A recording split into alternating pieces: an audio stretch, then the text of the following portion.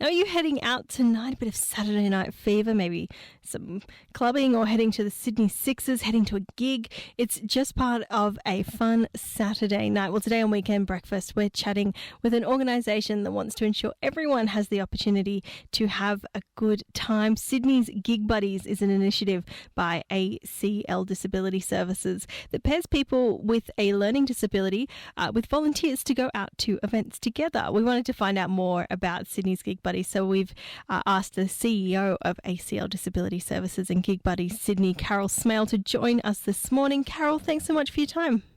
It's a pleasure, Jess. Now, tell us a little bit about Gig Buddies and how it all works.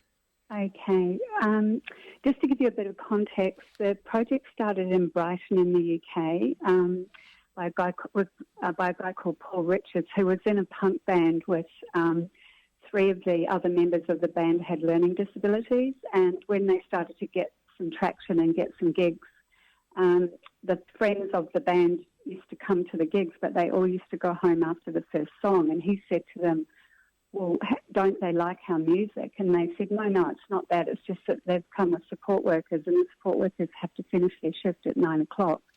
And so they have to go because they can't stay by themselves. So he thought, well, that's not right. So he pitched to Brighton Council an idea of Gig Buddies, and that's how it got started. So he got some seeding money. So I met him at a conference about 6 years ago in the UK, and he just said to me as a kind of throwaway line, well, why don't you do Gig Buddies in Sydney? And I thought, okay, I will. So not really thinking, taking it very seriously. So when I came back to Sydney, the City of Sydney had a Live Music Matters program, and they were asking for people to come up with ideas of how to be inclusive in the Sydney music scene and get more people out to gigs. So I looked at their disability inclusion plan, which was all about ramps and access, and I thought, well, there's nothing about learning disability or autism. So I just wrote a submission, and they rang me the next week and said,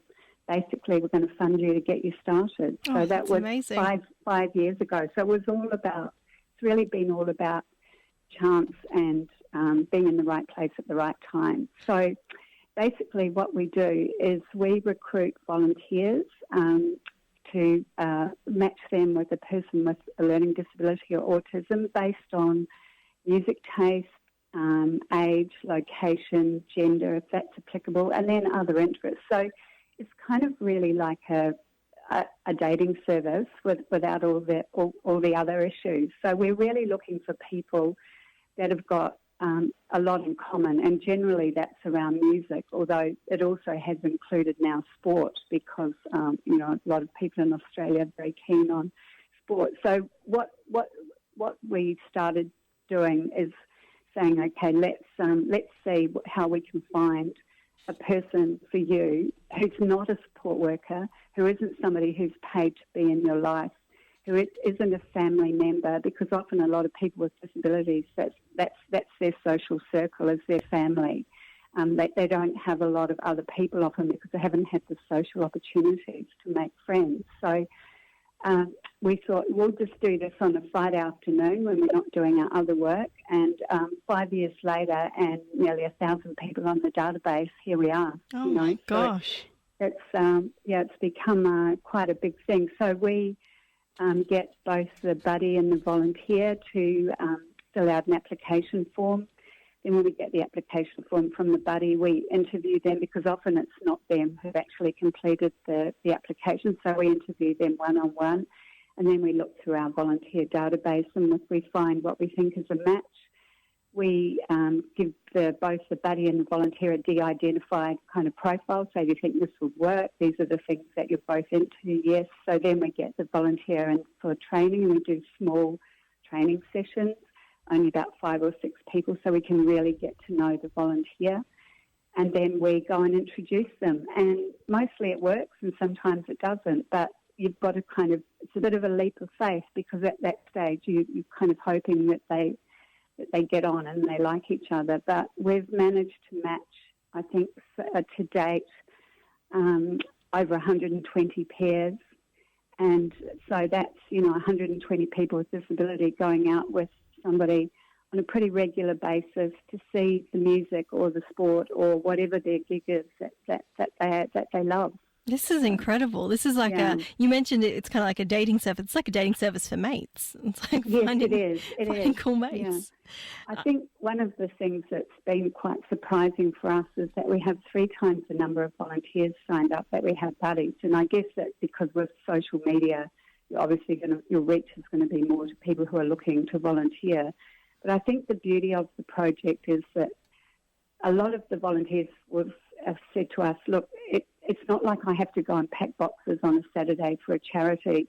I'm already going out to gigs. So it's a great thing that it's something I'm already doing, and I can volunteer by doing what I'm already doing because I go to see bands all the time. So it's not like it's an extra thing on top of their usually what is a very busy life. No, it's just finding someone new and fun to go to gigs with. Yeah. That's so fantastic. What are those training sessions for the volunteers that you mentioned involve? What kind of training are you giving them? It's like a 5-hour session, generally 5 to 6 hours, and we go through all the safeguarding legislation, the expectations, because a lot of the volunteers haven't actually ever had much involvement with a person with a disability before, so we do a lot of training around disability, what is a disability, and then we do a lot of scenario training, what happens if you're out at a gig and the person gets anxious because there's flashing lights or something. There's lots of different scenarios that we've kind of learned over the period that we've been running the project. So it's really just saying we're going to prepare you as much as possible. We also go out on the first gig with people when they first go out, just to and do like an agreement between both parties and all things around what to do in an emergency. So we're kind of keen to make sure that it all really works, because obviously we want people, both parties, to have a really good experience.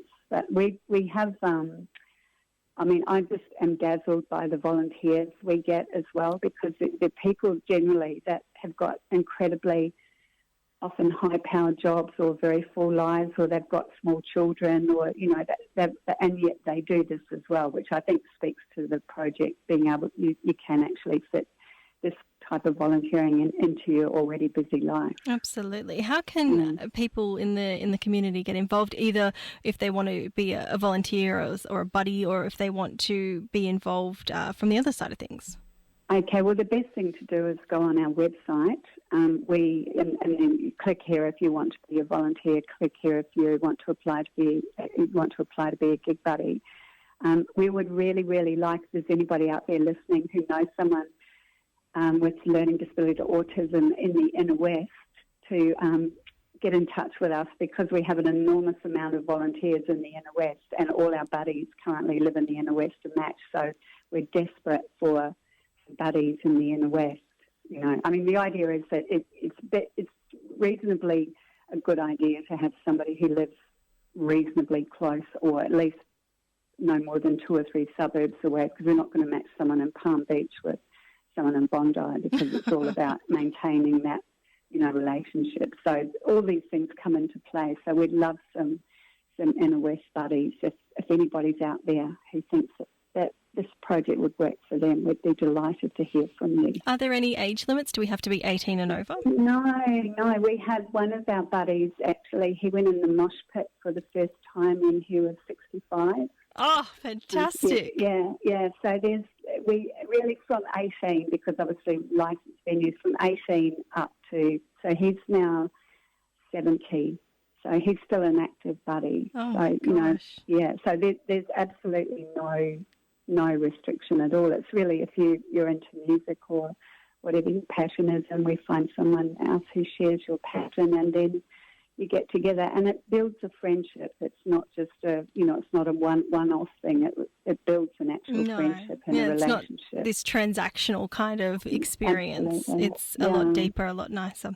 Oh, Carol, what an incredible program. Thank you so much for joining us this morning and telling us all about it. Jess. Thanks, Carol. For the opportunity. Bye. That was Carol Smail, CEO of Gig Buddy Sydney and ACL Disability Service. Now, if you need some more information information there.